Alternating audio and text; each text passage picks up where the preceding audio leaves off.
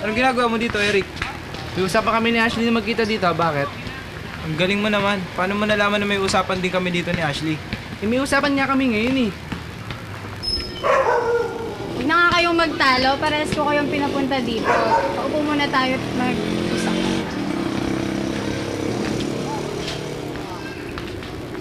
Ayoko makapag-usap sa walang kwentang taong katulad mo. Mas lalo naman ako. Kung alam ko pupunta ka dito, di na ako pumunta dito. Tumigil na nga kayong dalawa, maupo muna kayo.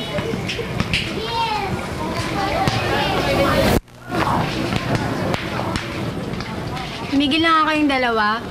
Ako ang may kagustuhan na magkita-kita tayo dito. Dahil gusto kong maging maganda ang pagsasamahan natin. Dahil marapit na rin tayo magtapos ng high school.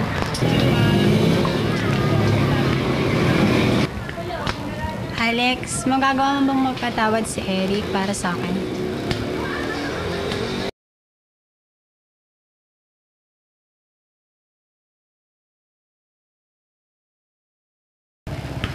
Eric, sana mapatawad mo na si Alex.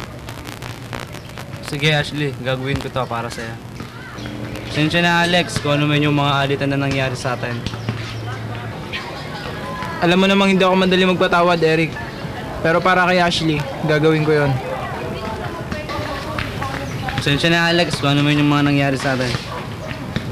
Ayos lang yan.